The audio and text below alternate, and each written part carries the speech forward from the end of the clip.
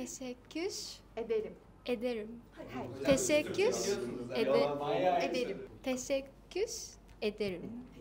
Teşekkür. ありがとうございます。あ、じゃあ始めたいと思います。よろしくお願いします。はい。では今日はつなぐ日本語レッスン1の1、一番最初の勉強をします。まず can do 読みます。どうぞ。こんにちは。こんにちは。 Yeni videoya hoş geldiniz arkadaşlar. Bugün Human Akademi'nin Tokyo'daki Japonca dil okulunun önündeyiz. Bura ana binaydı değil mi? Evet, doğru. Tokyo'da Takadonobaba istasyonundaki ana bina. Tam da şu anda dersler bitti. Bizim sınıfa doğru geleceğiz. Çok güzel Japonca dersi yapacağız. Japon öğretmenimiz de katılacak Türk birlikte içeriye doğru ufak ufak gidelim. İlk videoda evet, tıkandım Ayşe Hanım, yaşlanıyorum galiba. 2018'de buralarda vallahi koşuyordum, haydi gibi geziyordum şu tabelaları okuya. Aradan bir 7 sene geçmiş. Vay anasını. İçeriye doğru geçelim Ayşe Hanım. İlk videoda vize işlemlerini anlattık. Ayşe Hanım'la beraber, katılmış olan Türk arkadaşlarla beraber buradaki vize sürecini anlattık. Şimdi çok güzel bir Japonca dersi yapacağız. Tabii Ayşe Hanım'ın da yardımlarını esirgememek lazım. Kendisi son 15 dakikadır kanter içerisinde kaldı.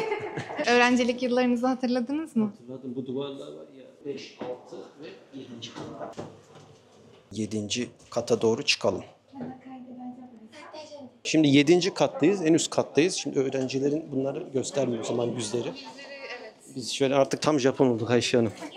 Yerlerdeki bu halı dizaynı çok güzel ya. Japonya'da olduğumuz belli olsun arkadaşlar. Sınıfımıza doğru bir gidelim. Bu dersin başlamış. Hocam video çekimi yapacaktık. Bir bakayım. Bekliyorlar mı? Takede hocam bütün Türkleri dizmiş. Hocam konnichiwa. Neyse tam o yırtıklık bende yok. Daha yok. Gelecek. Biraz sonra gelecek. Human Akademi ile olan anlaşmamızın güzel bir bölümündeyiz arkadaşlar. Japonya, Tokyo'da bir okulda Japonca dersi yapacağız. Geç hocam geçin. Her yer hoca kaynıyor burada. Hocam Çinlilere yardım ediyoruz da geleceğiz. Kapımızı kapatalım. Sınıfa giriş yapalım. Herkes sanki ilk kez beni görüyormuş gibi arkadaşlar. Merhaba, nasılsınız? Merhaba arkadaşlar. Sağ olun, ben de iyiyim. Böyle hocamıza doğru geçeyim. Hocam merhaba, konnichiwa. Konnichiwa. Önce bir kendimi tanıtayım ben. Madem Japonca dersi, konnichiwa hocam. Sensei. Ben başlıyorum o zaman arkadaşlar. Girişi yapıyorum. Biraz heyecanlandım. En son 2018'de böyle ayakta. Ona da bir deftere, kitaba baka söylüyorum. Ne günlerdi? Hajime mashite. Jeimu desu. 私は武田と言います。武田です。武田さん。武田sensei. Takeda hocamızla beraber bugün çok güzel bir Japonca dersi yapacağız. Torko Kara Kimaş'ta. Şaşırdı. Güzel oyunculuk var. Tamam güzel. Ben ne diyecektim ya? Hocam benim kumarım bitti gibi. Kore Kara dozo yoroshiku onegai itashimasu. Yoroshiku onegai shimasu. Arigatou gozaimasu. Şimdi arkadaşlar, arigatou gozaimasu. Tatlı yerim, tatlı konuşurum. Ulan bu kadar dolu mu? Hocam. Teker vereyim. Ben veririm, sıkıntı yok. Ben her işi yapıyorum. Şöyle bir herkese bir vereyim. Elim boş gelmem. Önce tatlı yiyelim, tatlı konuşalım. İsteyen olursa daha sonradan buradan alabilir. Videodan sonra da böyle şampanya patlatacağız ama onlar videoda olmayacak. Özel bir teşekkür ederim. Ara ben size teşekkür edeceğim video içinde. Hocam böyle bir tanışma. Bizde böyle. Önce çay kahve. Neyse geçiyorum ben. Tamam. Hocam bunları arada çevirin. Şimdi bizde böyle Türk şeyleri var ya, hareketleri var ya, bunu yanlış anlayabilir. Kontratı bozmayın hocam. Asım Tolga İpekel, İstanbul'dan geliyorum. Alihan Yazıcı, İstanbul'dan geliyorum. Trabzonluyum. Recep Ümit Kavak, Çorum'dan geliyorum. Yarışmacı arkadaşlara başarılar diliyorum. Metane Şişman, Samsun'dan geliyorum, Rizeliyim. Samsunluyum. İstanbul'dan geliyorum, Hanife Uzun. Neçirvan Durmuş, Sakarya'dan geliyorum, Diyarbakırlıyım. İlkeberk Çartekin, Kars'tan geliyorum, Karslıyım. Batuhan Sengün, İstanbul'dan geliyorum. Zeynep Vargil, İstanbul'dan katılıyorum. Emrecan Çetinkaya, Ispartalıyım, İstanbul'dan geliyorum. Alper Altıntaş, Çanakkale'liyim, Çanakkale'den katılıyorum. Ben Kütahyalıyım. Buraya Niigata'dan geldim aslında ama normalde İzmir'de oturuyorum. 私の出身は静岡県です。富士山がありますね。 Doğal akışında Human Akademi'de Japonca dersi oluyorsa yapacağız. 始めたいと思います。よろしくお願いします。よろしくお願いします。今日はつなぐ日本語レッスン1の1、一番最初の勉強をします。まず can do 読みます。どうぞ。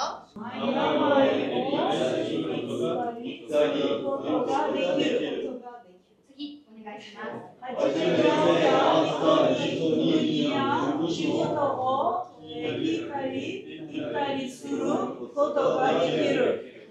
初めて会った人に挨拶をする練習をします。はい、読みます。どうぞ。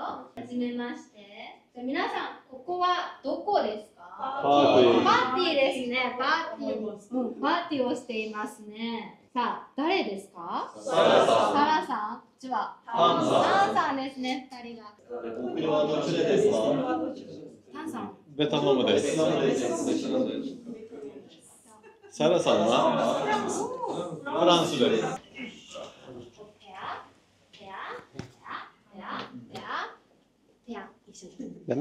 Ben de mi geleyim? 2、3、4どうぞ。Ne yapıyoruz? Ben en son 2018'de o dersi yaptım. Kendilerini tanıttıkları bölümdeyiz şu anda. Günlük yaşantıda olan Japoncayla başladık arkadaşlar. Oturun dedi. Oturayım hocam. Şampanya bardakları. 前で発表お願いします。 Hadi bakın. Ne yapıyoruz? こんにちは。はじめまして。お名前は？私の名前はタンです。タンさん、よろしくお願いします。サラです。お国はどちらですか？私の国はベトナムです。ベトナムです。サラさんの国はどちらですか？フランスです。フランス人ですね。かっこいいです。好きです。はい、好きですよ。はい、乾杯。はい、乾杯。よろしくお願いします。素晴らしいvalla. じゃあ次。素晴らしいvalla. はい、お願いします。40 yıllık Japon gibi konuştunuz. はい、名前は何ですか？私はタンです。あなたは？あなたは？私はバトです。サラです。すみません。サラさん、お国は何ですか？どちらですか？どちらですか？ベトナムです。タンさんは？フランスです。そうですね。乾杯。乾杯。一つ練習します。聞きます。言います。 Dinleyelim hocam. じゃあまず2番サラさん。はじめまして。はじめまして。サラです。サラです。タンさんです。はじめまして。はじめまして。タンです。タンです。よろしくお願いします。どうぞよろしくお願いします。サラさん。よろしくお願いします。どうぞよろしくお願いします。3番です。サラさん。タンさん、お国はどちらですか？タンさん、お国はどちらですか？ベトナムです。ベトナムです。4番です。私はフランスです。いいですね。皆さんどうですか？素晴らしいですね。じゃあ皆さん OK です。いいですね。はい。じゃあサラさんからもう一度お願いします。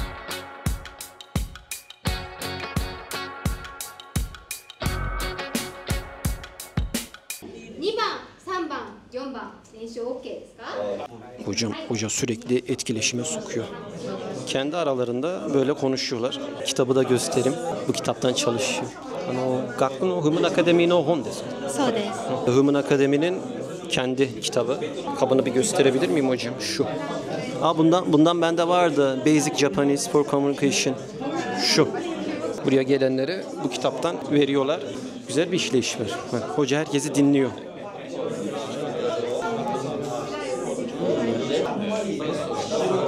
お国はどちらですか？ベトナムです。こんにちは。こんにちは。はじめまして。はじめまして。サラです。タンです。よろしくお願いします。お願いします。こんにちは。こんにちは。こんにちは。よろしくお願いします。元気ですか？ Oturalım mı? Hocam geldi. Hocam yorucu işmiş bu ya. Bravo, bravo, bravo, bravo. Bravo. 皆さんどうですか？ Vallahi subarashi hocam, subarashi.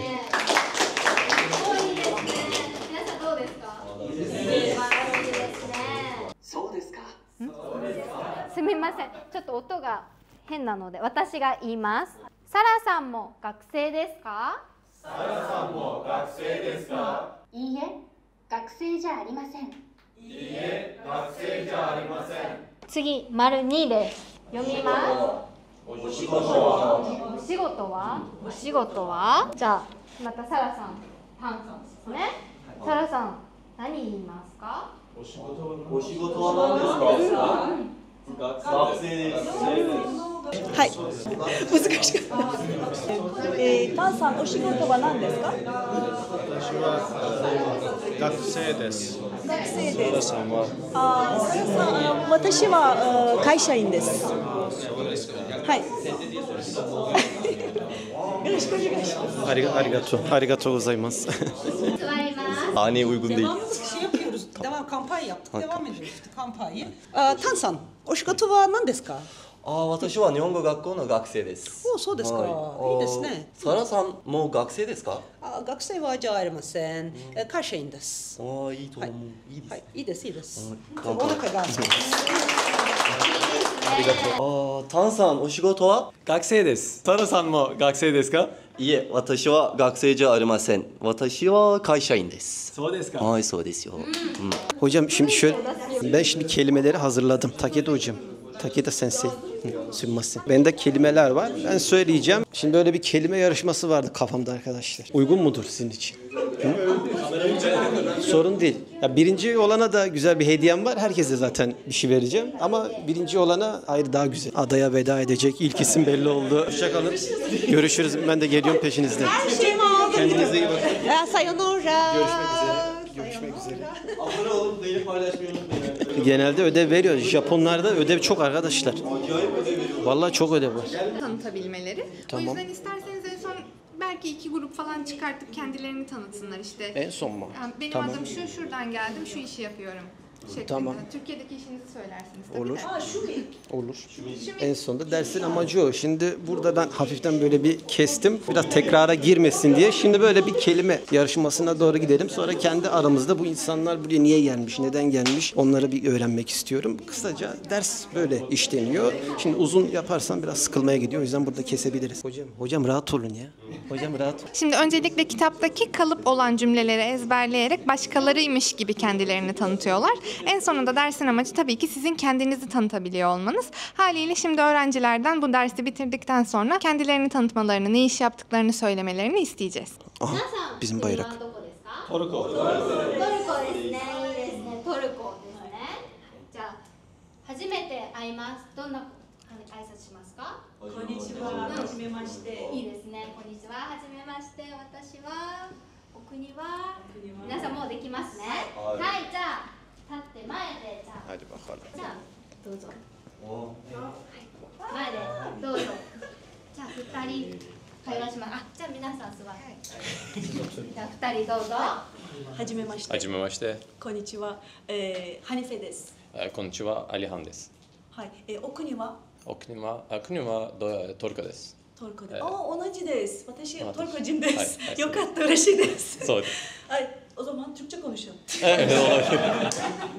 Buradan soruyor. Ovatta. Arigatou gozaimasu. Güzeldi. Tam Türk alıştırması. はじめまして、ウミトです。はじめまして、ネッチャです。よろしくお願いします。よろしくお願いします。お国はどちらですか？トルコです。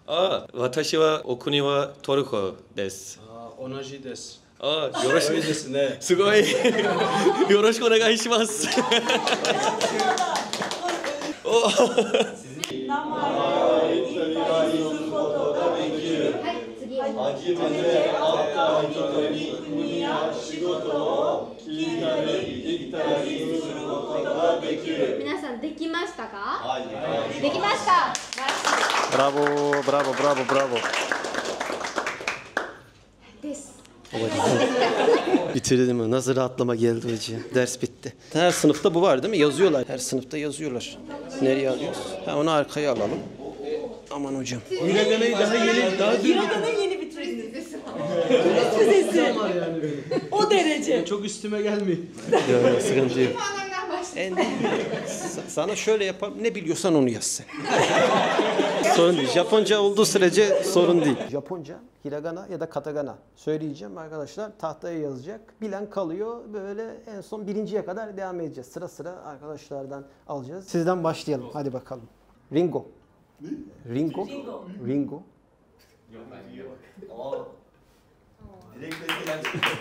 Okasan. Okasan. Hadi bakayım Okasan. Anneydi.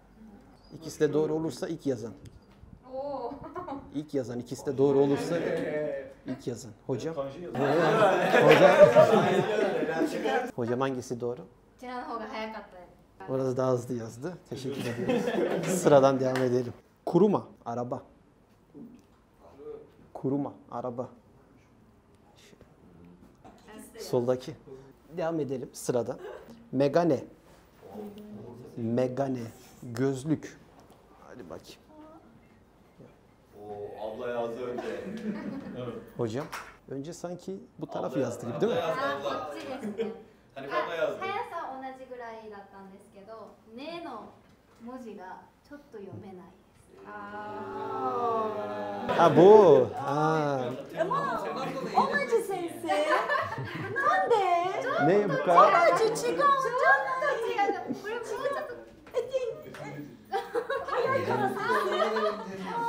Sınav oldu. Sınav oldu. Bunu sınavda dikkate alıyor değil mi böyle? Alır, işte? alır. Tamam o zaman. Marklar Tamam devam edelim o zaman. Nasılsa öyle olsun. Senin gitmeye niyetin yok mu herhalde hocam? Orada kalacağım ya. Hoca sorsun. 鉛筆。難しいじゃないですか。 Hocam ne? Hocam. Hocam. Hocam bitirdin biz hocam. Bildiğini yaz. Ne biliyorsan onu yaz. 赤。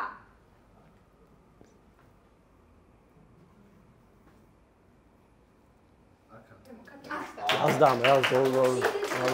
Ya, oldu. Güzel. Hakan bir de kırmızıyla yazdı. Bak her şeyi düşündü. Her şeyi düşündü. Hocam kolaylardan bir tane. Hadi hocam. 青。 Ağzı tipi.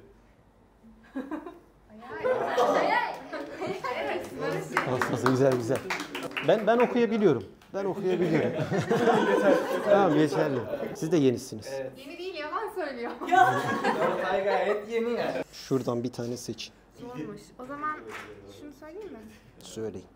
Toke. Okey. Saat. O yazdı. Ichigo. Ichigo sensi. Hayır. Ichigo.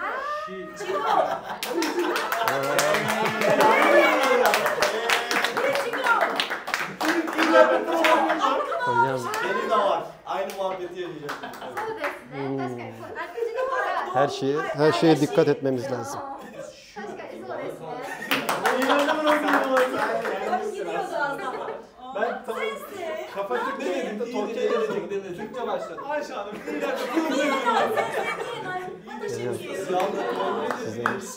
Ve mikrofona söyle. Torpil var mı? Kutsu. Ayakkabı. O ne ya? Kısı yazdı. Olmadı mı? Sen ne yazdın? Tamam. Yubin Kyoko. Postane. Yubin Kyoko. Postane. Kyoko. Postane. Yubin Kyoko. Postane. Şunu saymayın ama şunun o pi yazdım bir oldu. Hoca karar verecek. Yok. Sağdaki mi soldaki mi? Bunu unuttum. Tamam. Shinsetsu. Yardımseverlik. Shinsetsu. Shinsetsu. Bravo. Tebrik ediyorum. Şimdi dur. Bölüm sonu canavarı Ayşe Hanım'la beraber. Onu kazanacak. Şaka yapıyorum. Şaka Ben yapıyorum. şimdi bilemeyeceğim. 90 artıda girdin, gol attın, çıktın gibi oldu. Evet, gerçekten öyle oldu. Güzel. Ben dur hediyeyi vereyim. Zaten çok ayrı sıkıntı yok. Okula gelen herkese Ayşe Hanım böyle hediyeler kapı önünde vermeye başlıyor. Birinci olana hediyelerimi vereceğim. Arkadaşlar hediyem burada. Maddi olarak bir şey yapacaktık da okul tarafında çok izin gelmedi. Bunu koyayım mı söyleyeyim mi? Koyayım mı? Bilene maddi olarak bu kanalından bir şeyler verecektim. Ama okul tarafından böyle izin çıkmayınca ben de bunu manevi şeye döktüm. Bazı arkadaşlar beni kamera kapalıyken söylüyordu. Bisikletle Japonya turundan itibaren takip edenler vardı. Böyle mesajlar geliyordu bana hem YouTube'dan hem Instagram'dan. Ben de manevi değeri olan bir şey vermek istiyorum. Birinci olan arkadaşa bir de diğerlerine. Bisikletle Japonya turunda bilenleriniz vardı. Ben böyle el emeğiyle sokaklarda bir şeyler yapa tabii bir şeyler yapa harçlığımı çıkarıyordum. Devam ediyordum. Şehirleri böyle gezmeye devam ediyordum. Şimdi bunlar o günlerden yaklaşık 6 senedir bende olan bileklikler. Önemli günlerde aralarda çıkartıyorum bunları. Bu bisikletle Japonya turunda kendi el emeğiyle hangi şehirde yaptığımı hatırlamıyorum ama uğur şans getirmesi dileğiyle tam da sana göreymiş onu. Tam da sana göreymiş. Ne demek. Şimdi buradan hangisini almak isterseniz. Şöyle ben bir koyayım bir saniye. Manevi değeri yüksek olan hediye demiştim ya. Çok duygusal şey yapmayayım ya. Çok duygusal. Ağlamaya başladım bu arada. Umarım herkesin istediği gibi bir topluluk önünde konuşma yapmayı ben 6 sene önce bıraktım arkadaşlar. İstediğiniz umarım gerçekleşir. Japonca okuluna gelmişsiniz. 10.000 kilometre ötede bir hayat kurmaya başlamışsınız. Benden çam sakızı, çoban armağanı, Japonya hayalleri olan birisiydim. Bunlar o yollardan kalma el emeği. Hangisini isterseniz alabilir. Ben ağlayacağım ya. Vallahi alacağım. Hangisini isterseniz alabilirsiniz. Yani istemiyorsunuz yoksa? Yo alabilirsiniz. Hangisini isterseniz Ayşe Hanım siz de bir tane alın. Ya teşekkür ederim. Siz de bir tane alın. Japonya'daki hayalleriniz gerçekleşmesi üzerine herkese benden çam sakızı çoban armağanı. Ayşe Hanım siz de alın. Hocam sensei. Siz de bir tane alın. Ama şey bilmiyor değil mi? Benim bisikletle Japonya'ya.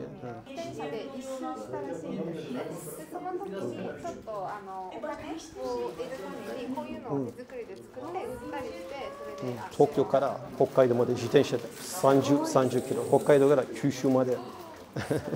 Hocam bir tane alın. 6 senesi var. Vallahi yıpranmadı. Hangisini istersin? Hocam bir bileğinize uygun mu? Her türlü servis var bizde. Tam oldu yalnız ya. Tam oldu. Ayşe Hanım bir tane de size verelim. Çok güzel bir hediye oldu abi. Hocamızı gönderelim.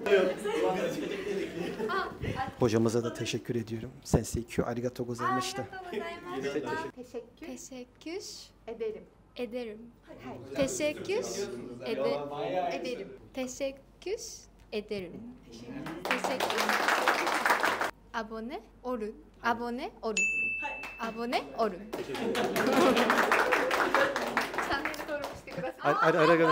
Arigatou gozaimashita. Tamam. Hocayı gönderelim biz bizeyiz.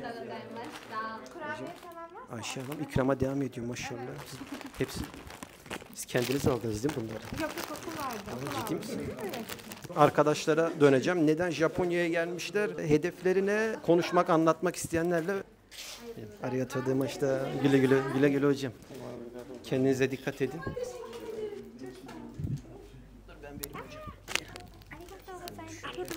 Hanife Hanım sizi Japonya'ya getiren ne oldu? Japon kültürünü seviyorum. En çok anime seviyorum. Onun merakıyla ve kibarlığı evet. Çok fazla Japonca düşünmeye başlayınca Türkçe mi konuşacağım, Japonca mı konuşacağım çok bilemiyorum. Japon kültürünü sevdiğim ve deneyimlemek istediğim için aslında çok uzun kalmayı çok bilmiyorum şu anda. Kısa bir süre yaşamak istiyorum ve deneyimlemek istiyorum. Öğrenci vizesiyle buradayım. İleriki için planınız ne Japonya'da? Aslında öğretmenim Türkiye'de de burada öğretmenlik yapmak istiyorum ama burada biraz zor gibi. Bakalım şu an çok planlı gitmiyor gibi burası. Yani yapabileceğim iyi bir iş yani kendime yakın bulabileceğim ya da yapabileceğim bir iş bakacağım okul bittikten sonra. Ne var kafanızda? Var mı bir şeyler? Aslında anaokulda yardımcı öğretmen olabilirim diye düşünüyorum. Şu an çünkü seviyem N3, öbürlerini çok kaldırmayabilir. N2 ve N1 biraz zorluyor beni. Yardımcı öğretmen gibi. Öğretmenliği çok seviyorum çünkü. Tam bir yıldır bu okuldasınız. İsteklerinizi başarırsınız diyeyim. İnşallah. Teşekkür ederim. Ben de teşekkür çok ederim. Ediyorum inşallah. Hepimiz, bütün arkadaşlar inşallah. Sizin için de geçerli. Katıldığınız için de zaman ayınız için de teşekkür ederim. Rica ederim. Okuldan çıkıp eve gidiyoruz ya da işe gidiyor herkes.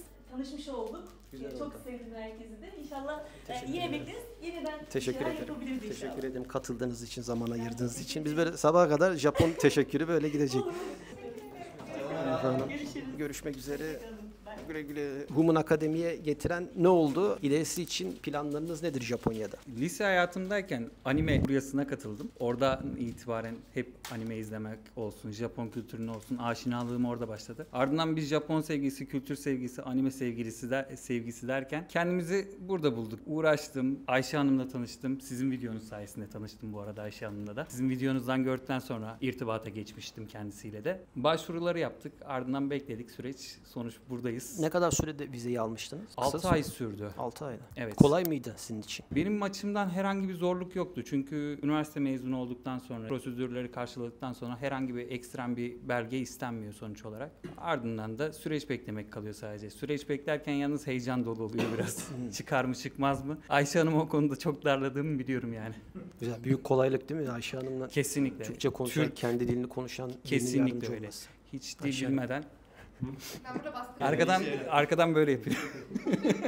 Bu okulda en çok mesela Çinli öyle tabii hoca var. Böyle Avrupa'ya koyacak olursak Fransız, bizim gibi Fransızlara bu şekilde kendi dilinde böyle hizmet veriyor mu? Avrupa'dan Rus bir çalışanımız var. Onun dışında Avrupa'dan yok sanırım. Amerikalı bir tane çalışanımız var. Bir de ben varım. Yani şeyden var. Asya ülkelerinden var, işte Filipinli çalışanımız var, Vietnamlı var, işte Malezyalı var. O taraflardan çok öğrenci geldiği için daha fazla çalışan alıyorlar ama şu an Avrupa'dan dediğim gibi ben varım, bir Rus birisi var. Şunun için sordum. Ben buraya ilk gelme 2018'de Türkçe konuşan, yardım edebilecek biri yoktu. Benle birlikte bir tane Türk çocuk vardı. Buradaki hocaya söylüyordum. Hocam beni bir tanıştırın nerede diye. Hiç benimle tanışmak istemedi 3 ay boyunca. Fellik o çocuğu aradım ya. Şu an mesela kaç kişi var bu Human Akademi'de Türk olarak? Son sayıya bakmadım. Yüzden o giriş çıkışları tam hesaplamadım Ya ama 70 kişi diyelim. 70 kişi. Daha gelecekler de var. Halihazırda başvuru yapanlar da var. Evet. Ben bu arada bu işe başladığımda 2021 yılında bir tane öğrencimiz vardı Türkiye'de. Ben geldikten sonra biraz böyle yayıldı, Türkçe bilen biri varmış falan diye. Sonra işte YouTube videoları sizin de sayenizde. Burada herhalde öğrencilerin çoğu sizden görüp gelmiştir diye tahmin ediyorum. Sizin katkılarınızla. Teşekkür ederim. Çok teşekkür ederim. O belge kısımları hazırlanması, kafanıza takılan bir soruyu kendini konuştuğu birine sormak kolaylık. Yani çok büyük kolaylık aslında. Kesinlikle öyle. Hani birçok konuda danışmanlık alabildiğimiz için zaten kolay. Yoksa diğer türlü bir sürü evrak var ve bu evrakları nasıl bulacağını bilmiyorsun en başta. Sıfırdan her şeyi aramak uzun süreçler. Her şeyi gerektiriyor yani bu yüzden. Ayşe Hanım'ın olması hani bizim buraya gelmemizdeki en kolay özelliklerden biriydi yani. Yayınladığımız videodan itibaren o linke tıklayıp kayıt yaparsanız ve buraya girip derse başlarsanız böyle 20.000 yen kişi başı böyle Cem kanalından böyle bir destek. Bir içimden gelerek yaptığım bir şey. Linke tıklayıp, bu videonun aşağısında da var. Linke tıklayıp kayıt olursanız ve bu sene içerisinde kayıt olursanız diyeyim. Ayrıca uzun dönem için değil mi Ayşe? Uzun dönem için Tokyo ve Osaka kampüsüne gelirseniz, derse başlarsanız bana bir ulaşın. 20.000 yen tık diye ben size vereceğim. Böyle bir destek böyle yapan yok. Değil mi? Okulda bak böyle yapan yok arkadaşlar. Vallahi Direkt bana ulaşıp ben Cemkun'dan geldim diyen arkadaşlar oluyor. YouTube videosunun altındaki link üzerinden gelmeniz lazım. Bana zaten ben Cemkun'dan geldim derseniz ben size linki de gönderirim. Oradan da yapabilirsiniz başvurunuzu ama önce bir linke tıklamanız lazım. Teşekkür ediyorum. Rica ederim. Teşekkür ederim. Planınız nedir? Ne yapmak istiyorsunuz? Şu anda öğrenciliğim sırasında kendimi idame ettirecek bir part-time arbeito arayışına girdik. Zaten arkadaşlarım da aynı şekilde benim gibi. Türkiye'de orman mühendisiydim kendim. Burada da o mesleğimi nasıl devam ettireceğimi araştırmaya başlayıp gerekli şartları yerine getirip burada da kendi mesleğimi yapmayı istiyorum. Yapamasam da artık kariyerim çizilecek başka bir iş, tam zamanlı iş bulmaya çalışacağım. Mesleğini yapabilmeyi düşünmek güzel bir adım. Hele bir de Japonya'da. Evet, yaparsın. yani temennimiz o yönde. Hokkaido'da buluşuruz seninle büyük ihtimal. Senin hikayen oraya doğru gelebilir bak. Hep dağ taş börtü böcek oralar. Sıradan giderim, ben teşekkür ederim. Japonya'ya getiren, Human Akademi'ye getiren ne oldu? Benim hikayem biraz daha uzun aslında. 4. sınıfta rastgele bir ülkenin sunum yapılması istendi. Çok random bir şekilde Japonya yapmıştım ve hani o zamandan beri hep bir Japonya sevdam oldu. Anime ile daha geç tanıştım. ama Japonya sevdam hep vardı. Denk geldik. Sizin sayenizde Ayşe Hanım'la tanıştık. Ve hani bu arada şey demiyoruz, hani Türk biri olduğu için geldik demiyoruz. Ayşe Hanım yardımlarıyla geldik diyoruz. Tabii sizin de katkınız çok büyük. Ben yazılımcıyım. Tabii umarım bu şekilde hani yazılımcı olarak burada çalışabilmeye devam edebilirim. Ömrümün sonuna kadar burada kalıp yaşamak istiyorum şahsen. Öyle Evet, planım öyle var yani. seviyorum. Uzun vade. Evet. Uzun vade. Sen bayağı emeklilik şeyi gibi düşünüyorsun Japonya'yı. İnşallah olur. O enerji var. O enerjiyi gördüm. Teşekkürler. Sizden devam edelim. Aslında ben Japonya'yı değil Tokyo'yu seviyorum. O yüzden Tokyo'nun da hayatımın bir kısmını geçirmek istiyorum. Tabii Tokyo'da yaşamak için de Japonca bilmeniz gerekiyor. Bu sebepten dolayı bir arayışa girdim, dil okulu arayışına. Aslında sizin videonuz sayesinde Ayşe Hanım'a ulaştım, herkes gibi. Şu an burada yaşamak veya kariyer yapmak gibi bir net bir planım yok. Tokyo'yu yeterince sindirdikten sonra buna düşünmeye başlayabilirim. Biraz zevkini çıkarayım Şu an diyorsun. biraz zevkini çıkartıyorum. Anladım. Henüz 4 ay oldu geleli. Bir 3 ay daha dayanabilirim sanırım para bitene kadar. Arbeit olsun, normal iş olsun. Onlara bakacağım. Ben de arkadaşım gibi, ben de yazılımcıyım. Türkiye'de 4-5 sene çalıştım. Güzel. Bayağı bir yazılımcı ilgisi var Japonya'ya. Halihazırda benim etrafımda da var o şeyde çalışan. Arkadan bir ses geldi. Dolma yapması lazım. Bir de dolma yapacaksın. Onun için. Gerçekten dolma yapacağım. Tek misin yoksa? Tekim. Tek. Şahane kalıyorum bir de. Dolma çekti canım bir de. Geldiğimden beri zaten Türk yemekleri yapıyorum. Bir aydır da daha bir kere Japon yemeği yedim. Yersin daha zaman var. Sizi buralara getiren ne oldu? Ben anime ile tanıştım aslında. Anime beni Japonlara itti. Japon kültürüydü, tarihiydi derken iyice içine gireyim. Kursa gittim. M5, N4. Türkiye'de yani. Türkiye'de. Gittin. Nereye gittin? Edusama ne oluyordu? Online ders veriyorlar. Paket olarak onlar da 6 ay kadar veriyorlar. Evet. Okul mu orası yoksa? Okul hem ajans da gibi bize de öğrenci gönderiyorlar. Ha çalışıyor yani mülakat. N4'e kadar geldim. Sonra işte bir gün çalışırken sizin videonuza denk geldim. Dedim ki hemen yazayım. Zaten videonun daha yarısında durdurdum, hemen mail attım. Mailde de işte ertesi gün dönüş oldu zaten. Hemen evraklar falan derken her şeyi hallettik. Sizinki ne kadar sürdü vize işlemleri? Aynen 6 ay. Genel olarak herkesin böyle ortak süre içerisinde. 6 ay değil mi? 6 ay. Ortalama başvurudan itibaren 6 ay. Bir zaman gerekliymiş. Osaka'dan başladı serüvenim.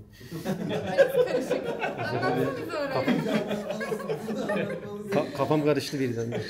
Neden Osaka? Ayşe Hanım dedi ki bana, ben dedi fuara geleceğim. Bir güzel Ayşe Hanım yanına gittim. Orada konuştuk. İşte Osaka olayı geçti. Osaka olayı geçince dedim ki tamam, dedim Osaka nasıl bir yer? Dedi ki İzmir gibi. Ben de dedim tamam, hiç evrağa falan bakmayacağım ama geldiğinde. Gittim Osaka'dan şey yaptım, kiraladım, eşyalar dizdim, her şeyi yaptım. Yani evde her şey var. Oryantasyon günü geldi. Bir gittim, şimdi ismim yok. Merak ettim niye yok? Acaba dedim kayıt mı yapılmadı? Bekledim, bana geliyorlar diyorlar ki senin diyorlar burada şeyin yok, ismin yok. Ama diyorlar sen burada kal, devam et. Sonra diyorlar şey yaparız. Oryantasyonun ortasına geldik, Ayşe Hanım'ı gördüm. O anda Ayşe Hanım beni gördü. Sen de ne yapıyorsun orada dedi. Olaylar bir başladı. Meğersem benim kaydım Tokyo'daymış. Güzel bir hikaye. Güzel bir zarar aldım. 280 bin yen gibi. Taksitten dedim. Ödeyemem, giderim dedim. Son 6 aya kadar dedim. Beklersiniz 6 ay geldi mi dedim. Ben dedim ücreti öderim dedim. Ancak dedim öyle çünkü param kalmaz dedim. Burada dedim yani yaşamam lazım. Allah'tan iyi insanlara denk geldik herhalde. Belgelerde kocaman Tokyo yazıyor. Yazmıyor değil yani. Bütün belgelerde Tokyo yazıyor. Osaka'ya gidesin gelmiş o zaman. Aşırı sevdim orayı. Genelde seviyor Avrupalılar, Amerikalılar. Dotonbo'nun arka yerine çıktım mı pavyon derken 2 tane Japon kızı görünce böyle akşam vakti parıldıyorlar onlar böyle karanlıkta. Biz şu pavyon muhabbeti. Şimdi bak sana 2 tane lokasyon vereceğim. Dur bir saniye kapatayım. Bir pavyon dedim, etrafında 10 tane adam. Hepimiz geçiyiz burada. Arkadaşlar şimdi orada oradaki tarihsel şeyler şimdi Dotonbori'de 1920 senesinde enteresan bir tapınakta ayin olayı olmuş arkadaşlar. Orada tapınağa giden bir tane geisha bir süre sonra kaybolmuş. Tamam mı? Tam sıkamıyorum da. İlerisi için hedefini de söyle, güzel bir anı olsun. Türkiye'de güvenliktim ama mutfak işlerinde bayağı bir ilgili olduğum için sektörde devam etmek istiyordum aslında. En azından buradan başlayacaksam burada bir aşçılık okulu tarzı bir şey yapıp önce dili öğrenip ondan sonra aşçılık okuluna devam etmek istiyorsun. İnşallah istediklerini yaparsın Osaka'da deyip İnşallah. Seni dolmalarınla baş başa bırakıp teşekkürler katıldığın için. Ben teşekkür ederim. Teşekkür ediyorum. İyi ki geldiniz. Teşekkür ederim. Tekrar bekleriz. Daha buralardayız. Gece hayat videosu da gelsin. okul olmuyor. Sizi buralara getiren ne oldu? Sizin aslında bisiklet bir videonuz vardı, ondan etkilendim. Ben normalde Türkiye'de motorcuyum. Yani Türkiye'nin her yerine motorla gittim. Burada da öyle bir hayalim var. Yani motor kiralayıp bir Japonya'nın içinde küçük bir tur yapmak. Motorla gezmek inanılmaz bir şey. Ben bisikletle gezdim. Bir motorlu abileri, amcaları gördüm. İnanılmaz bir şey. Aslında Japonya'yı motorla gezeceksin. Belli bir birikimde, böyle bir tam ekonomik olarak bir derdin olmayacak. İstediğin yerde duracaksın, gireceksin, kalacaksın. Tabii çadır, sen giriyor musun? Çadır olayı var mı? Evet, çadır var mı kamp olayı? Arkadaki beklerimi koyuyorum güzel. ve onlarla beraber çıkıyorum. Güzel. Bir anda gelesim geldi sende ya. Sonrasında ehliyet var, onu çıkarttım. Buraya öyle. geldim, kaskımı, eldivenimi aldım. Yani kendimi yavaş yavaş hazırlıyorum. Bizim ehliyet tabi burada geçmiyor. Geçerli olmuyor ama uluslararası ehliyet olunca bir yıl geçerli olabiliyor. Bir yıl geçerli olmaz. Çevirmek lazım. Onun bir süresi oluyor değil mi? Evet, sene. doğru. Gidiyorsun Beynelmiler bir tane şey veriyorlar sana. Orada bir ücretinin karşılığında. Nereden çıkarmışsın onu Türkiye'de? Mototurnik. Etiler tarafında, Türkiye. Levent tarafında. Tek orası çıkartıyor. Mototurnik. İzleyenler eğer düşüncesi varsa Japonya'da bizim ehliyet geçmiyor. Uluslararası ehliyet olması lazım. Ehliyet almak çok zor. Ben şu anda tabii. tüm evraklarıma başvurdum. Ehliyetimi çevirmek için uğraşıyorum. Evraklar problem değil. Sıra alamıyorsunuz. Çevirmek için şu anda sıra yok. Tokyo'da başvurdum. Tokyo'da 2 ay sonraya kadar sıra gönderiyorlar. Ve 2 ayın hepsi dolu. Her gün dolu bu 2 ayın. Atıyorum gece saat 12'de site yenilenecek. O sırada bir gün sonraya sitenin o günü boşa düşecek. O anda aldınız hızlı davranın. Alamadınız. Ertesi gün tekrar deneyeceksiniz. Burada bir seferde çoğunlukla ehliyetten geçirmedikleri için. Japonca mı? İngilizce mi? Sınavı Türkçe olarak da yapabiliyor. 10 tane bir test sınavı oluyormuş. Türkçe olarak mı? Türkçe olarak bile yapılabiliyor diye söyleniyor. Bir şey var mı? Türkçe olarak ehliyet sınavına giriliyor mu? Bana eşim hep İngilizce diyordu. Ciddi misiniz? 10 tane falan soru soruyorlarmış. Allah Ona Allah. Türkçe olarak da girilebiliyor. Ama ehliyet sınavında Japonca konuşuyor. Direksiyon sınavında bayağı sıkıntı. En ufak şeyden bile bıraktıklarını söylüyorlar. Evet. 20 kere falan giren dahi duydum. 20 kere de geçemeyen dahi duydum. Benim için demişler 4-5 kere de geçersin umarım diye. Ama sıra alamıyorum. Şimdi kaydımı da Saitama'ya aldırdığım için artık Tokyo'da da giremeyeceğim. Tokyo'da şimdi sıra almaya başlayacağım. İnşallah olur. O sürece ben pek bilmediğim için bir şey diyemiyorum ama bir şey daha öğrendim. Türkçe yazılı sınava girildiğini bilmiyordum. Evet. Bunu da öğrendiğimiz iyi oldu. Ben de gireceğim de bana 500.000 yen İngilizce'de çıkarmışlardı. Bilmiyorum aynı mıydı? Toplama benden çıkacak bana 5. Sıfırdan alacaksanız şu anda 260.000 yene var. 260.000 yen mi? Kursa gidiyorsunuz 1 hafta 10 günlük falan kalmalı. Direkt oradan 10 gün sonra alıp çıkıyorsunuz. Benim farklıydı galiba. Farklıydı. Hep babam derdi. Oğlum şu ehliyeti al koy. 18'ine geldiğimde motor kiralayacağım. Nasıl yapacağım? Kiralayacağım. Kiralama olayı çok kolay. Yani direkt o ehliyetle görünce veriyorlar. Hani polisle de konuştum. Kiralama yeriyle de konuştum. Bundan kullanabilirsin dedi polis bana. Kiralama yeri de hiçbir sorun çıkarmıyor. Türkiye'de lisans okudum. Reklamcıyım. Burada şu an küçük vadede bir part-time iş bulup dilini öğrenip, kültürünü öğrenip adapte olmaya çalışıyorum. Biraz daha böyle tadını çıkara. Güzel, motorla gezme fikri güzel ya. Size geçelim. Sizi buralara getiren ne oldu? Benim buralara getiren aslında bir yandan da Türkiye'den bir sıkılma içgüdüsü. Şehir değiştirmeyi düşünmüştüm en başta. Şehir değiştirdiğimde açıkçası İstanbul'u denedim. İstanbul çok hoşuma gitmemişti o sıra. Sonra dedim denizde boğulamıyorsak sıra okyanusta. Bu tercihle de Tokyo'ya geldim bu sebeple. Daha doğrusu Tokyo'ya gelme olayı bir nevi sizin videolarınızla oldu. Japonya'ya bir ilgim vardı tabii ki. Yani gerek çoğu arkadaşımızın olduğu gibi animeler olsun, hani kültürü olsun. Bir de Japon halkının genel olarak mütevazılık mı denir ona, biraz daha hani böyle bir saygılı oluşlar ilgimi çekti. Vizeye başvuru sürecimiz Eylül-Ekim zamanında oldu. Yani evrakları gönderme sürecimiz. Yoksa ilk başvuru sürecimiz Ayşe Hanım'la daha öncesinde gerçekleşiyor. Yani başvuru başladıktan itibaren, yaptıktan itibaren ne kadar sürdü? Ayşe Hanım'a irtibata geçtiğimizden itibaren yanlış hatırlamıyorsam 6 aydan daha fazla. Artı 2 ay falan var evrak sürecinden öncesi. Biz 8 aydan fazla hani ilk başvuru sürecinden itibaren. Şubat 20 gibi ilk sonuçlarımız geldi. Bizim yeterlilik belgelerimiz açıklandı. Orada hani bizim onaylanıp onaylanmadığımız belli oldu. Bildiğim kadarıyla Türkiye'den hiç red alan olmadı. Bir kişi olmuş. Daha önce farklı bir vizeye başvurmuş Japonya'ya gelmek için, reddedilmiş. Onu bize söylememişti. Söylemedikleri zaman biz de bilemiyoruz. Haliyle öyle olunca belgede sahtecilik gibi oldu. Yani yanlış bilgi vermiş olduk. Haliyle başvuruları kabul edilmedi. 8 ay dedi ya, bu kişiden kişiye belgesine değişiyor mu? O tam nasıl oluyor? Kimisi 6 ayda almış, kimisi 8 ayda almış. Şöyle, ne zaman başvuru yaptıklarına göre değişiyor aslında. Biraz erken başvuru yaparlarsa bir sonraki başvuru dönemi ne zamansa o zaman için yardımcı olduğumdan dolayı belgeleri hemen şey gibi olmuyor. Yani bugün başvurdunuz, bugün hazırlıyoruz gibi değil. Hangi döneme başvuracaksanız ona göre güncel belge hazırlamamız lazım. Örneğin mesela şu an önümüzdeki senenin Nisan ayı için başvuru alıyorum ben. Şu an dolu şu an kontenjanlar. Sağ olsun arkadaşların da ilgisinden dolayı.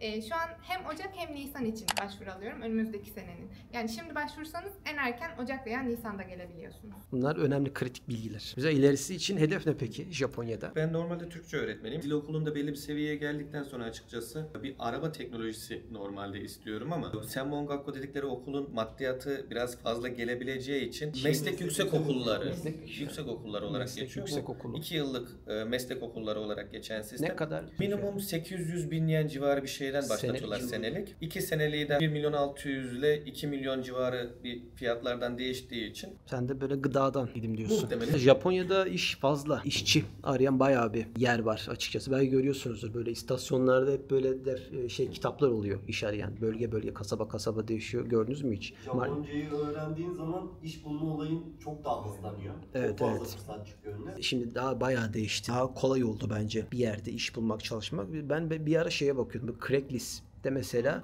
Japonca yoktu bende. Böyle İngilizce üzerinden, başka bir şey üzerinden bir şey yapabilir miyim diyordum. Craigslist Japonya'da da böyle güzel işliyor. Japonca öğrendikten sonra birçok kapı ufak ufak açılıyor. Meslek yüksek okullarının fiyatları bölümlerden bölümlere değişiyor. Atıyorum yazılım okumak istiyorsanız hani 1 milyonla sınırlı kalmayabiliyor. Daha farklı bir bölüm okuyorsanız 700-600 bin yenlere kadar da düşebiliyor. Hello Work diye bir kurum var. Artık devlet mi özel mi çok bir bilgim değil. Devlet mi? Orada hani iş başvurusuna yönelik bu part time işler için bir süreç oluyor. Biz bazı arkadaşlarımızla oraya başvurduk. Kendi ön bilgilendirmenizi yapıyorsunuz. Size bir CV oluşturuyorlar şirkette. Sizin mesleğinize, sizin yeterliliklerinize, dil seviyenize yönelik size iş önerilerinde bulunuyorlar. 2-10 yaş arası çocukların olduğu bir okulda İngilizce eğitimine yönelik bir iş önerisinde bulundular. Tabii iş saati çok kısa olduğu için ve bana çok yeterli gelmediğinden ben başvurmadım ama onun dışında hani dil seviyenize göre diğer işlerden de misal mutfağa yönelik veya işte bazı arkadaşlarımızda bu yollardaki güvenlikler var. Onlara yönelik bazı iş önerilerinde bulundular. Çalışanlar bayağı oluyor mu Ayşe Hanım? Oluyor evet. Mezun olan öğrencilerimizin arasında da var. Şu an halihazırda arkadaşların senpai diyebileceğimiz üst sınıflarda olan arkadaşların arasında da var. Hem ücretsiz, herhangi bir ücret talep etmiyorlar sizden. Devletin zaten sağladığı bir destek. Hem tam zamanlı hem yarı zamanlı iş için yardımcı oluyorlar. Ofisleri birbirinden farklı. İnternetten bakarsanız yine bulabilirsiniz. Sizi buralara getiren ne oldu? Japonya sevdam anime ile başladı. Kültürü gördükçe, sizin videolarınızı da izleyerek her türden animeyi izliyorum, seviyorum. Sizin videolarınız sayesinde işte Ayşe Hanım'a mail attım. O şekilde irtibata geçtik. Ayşe Hanım da sağ olsun çok yardımcı oldu bu süreçte. Herhangi bir sorun, sıkıntı yaşadın mı? Ben yaşamadım. Peki genel olarak bir soru sorayım size arkadaşlar. Burada bu genelde vize başvurularında en çok insanların sorduğu genelde böyle maddi. Hani ne kadar para yatıralım, göstermemiz lazım. Ayşe Hanım genelde söylüyor ama sizden aşağı yukarı bir cevap alacak olursam ne kadar oluyor? 10 bin. 10 bin. Dolarda bir dalgalanma oldu. O yüzden şu an 11.000 dolar diyorum. 1.000 dolar arttı. Toplamda aslında Japon yenine göre hesaplıyoruz biz. 1,5 milyon yen ve üzeri bir birikim olması lazım. O da şu an yaklaşık 10.500 dolara falan denk geliyor. Siz garanti 11.000 dolara en azından koyun bankanıza, o şekilde başvurursanız daha rahat onay alırsınız. Hedef ne Japonya'da? Ben yazılımcıyım. Yazılım alanında ilerlemek istiyorum okul bittikten sonra. Bu kadar yazılımcının Japonya'ya olan ilgisini nasıl açıklayabilirsin peki? Bayağı bir yazılımcı oldu etrafta da duyuyorum. Animedir, Japon içerikleridir, odur budur. Hani o belki bizim isteğimizi, gelme isteğimizi biraz daha arttırmış olabilir. Avrupa'yı şirketler fazla oluyor ya, bazı yerlerde Japonca'ya ihtiyaç çok fazla olmuyor diye duydum. Evet. Sizi buralara getiren ne oldu? Beni buraya getiren 3 neden var. 1 saygı, 2 sokakları iç kombini. O minimallik, sokakların güzelliği falan beni manzarası diyeyim yani. O mimari yapılar benim çok Sen elektrik tellerini de seviyorsun o zaman. Elektrik telleri var ya tabii o. Kafa olarak benimle aynı. Şehir dediğin böyle metropol dediğin kaos. Sizi o zaman bir Vietnam yazalım. Vietnam'a gidin. Ben 2 yıl burada olacağım.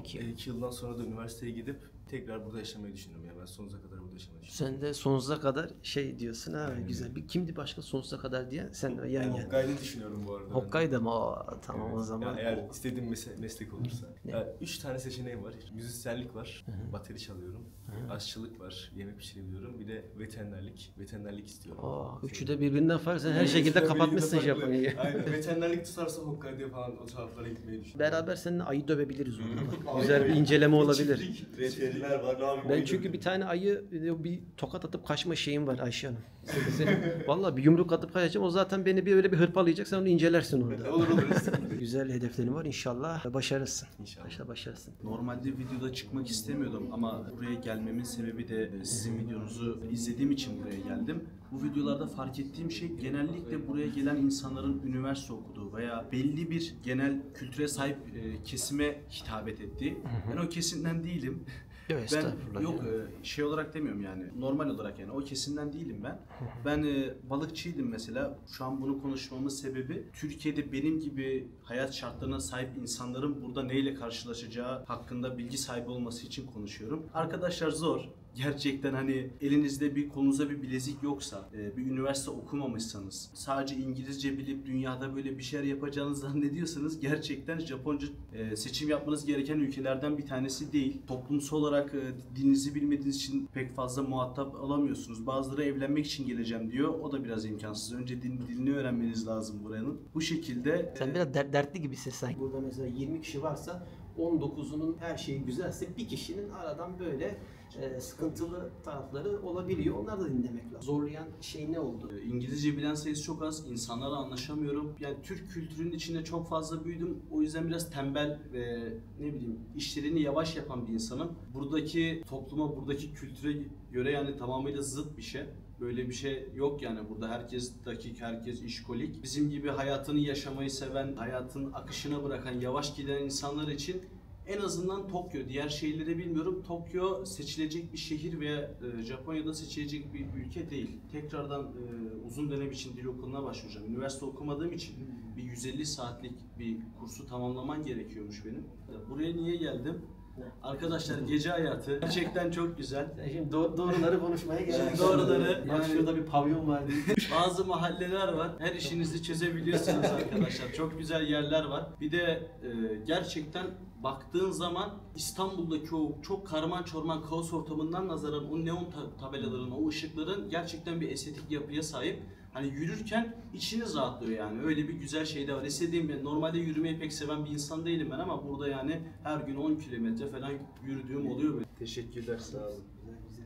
Böyle çalışıp parasını biriktirip gelecek olanlara şöyle bir tavsiye vereyim. Çok fazla para biriktirin. Açık açık söyleyeyim, burada yani alışveriş cenneti, her zaman bir şey alasınız geliyor. Okulumu burayı tavsiye ederim ya. Öğretmenleri hele ki yani çok iyi. Ayşe Hanım da sağ olsun her konuda yardımcı oluyor. Sınıfımıza giren öğretmenler de çok iyi. Bir şey anlamadığın zaman istediğin gibi sor, istediğin şeyi yap. İlkokuldan üniversiteye kadar bütün eğitim paralı olduğu için devlet üniversitesinde de para vererek okuyorsunuz. Her yer paralı burada. Devlet üniversitesine de para veriyorsunuz. Devlet üniversiteleri yine internetten bakarsanız tabii ki ama genelde yanlış da bilgi vermeyeyim ama bir senesi 600 bin yen civarında olurken özel üniversiteye gittiğinizde 1 milyon yene kadar falan çıkıyor. Daha fazlası da var tabii ki. Ama neredeyse yarı yarıya kadar fark ediyor devlet ve özel arasında. Hangi okula gittiğinize göre de değişir tabii ki. Yani devlet üniversitelerinin arasında da çok meşhur bir üniversiteye giderseniz daha pahalı olabiliyor. Eğitim paralı. Okula gidiyorsunuz, öğretmen bir şey anlatıyor gibi değil de siz daha çok araştırma yapıyorsunuz ve onu sunuyorsunuz üzerine olduğu için. Nasıl araştırma yapılır, nasıl tez yazılır burada öğrendim. Yani ben lisansta da tezli bir lisans yapmıştım ama hani öylesine yazmışım gibiydi Türkiye'deyken. Burada nasıl akademik kariyer yapılır, akademi nasıl bir şeydir, nasıl insana öğretilir onları öğrenmiş oldum. Türkiye ile bu eğitim sistemiyle bu Japonların arasında temelde gördüğünüz böyle sorun ne? Bizdeki sorun ne mesela? Büyük etken belki disiplin olabilir. Çünkü burada bir müfredat varsa o müfredata bağlı kalarak gidiyorlar ve o müfredatı gerçekten öğrenciye nasıl yardımcı olabiliriz, nasıl yararlı olabiliriz diye düşünerek yaptıkları için müfredata bağlı olarak gittiğiniz zaman planlı programlı bir şekilde ulaşmak istediğiniz hedefe ulaşabiliyorsunuz. Türkiye'de daha ziyade biraz şey gibi ya, gelsin bakalım, olur bir şekilde. Olunca maalesef olmayabiliyor. Yani olan da oluyor ama öğrencinin biraz çok istemesi lazım Türkiye'deki eğitim sisteminde. Siz almak istemezseniz maalesef alamıyorsunuz. Mesela ben turizmciyim. Bizim okulun hemen yukarısında uygulama oteli vardı. 4 senede toplasan 2 kere gittik. Spor salonumuz vardı. 4 senede toplasan 2 kere gittik. Bir de baskette güzel oynardım ben. Kaçıp giderdim böyle çaktırmadan basket oynardım. Ondan sonra okulu asar eve giderdim. Burada kulüpler çok fazla. Evet. Çocuklar ve kimisi ok atıyor. Basket oynuyor, futbol oynuyor, beyzbol oynuyor. Bunlara ulaşım var. O da etken. Çünkü o bile çocuğun böyle bakış açısını bile değişebilir. Okula sevgisini arttırabilir. Bizde genelde hep vardır yani okula böyle bir bir asma, okula gitmeme vardır. Yani tatil oldu mu havaları uçarız. Yaz tatilinde falan da okul kulüpleri devam ediyor zaten. Asla tatil yapmıyorlar. Hep bir aktiviteleri var. 1 ay falan yaz tatil, 1-1,5 ay kadar. Teşekkür edeyim. Okulun bel kemiği. Türk okulu kuruyormuşuz. Türklerle dolduracağız. Herkes hayallerini gerçekleştirir. Teşekkür ederim. Takip ederseniz çok sevinirim. Teşekkürler. O zaman görüşürüz arkadaşlar. Bir Sayonara. sonraki videoda görüşürüz.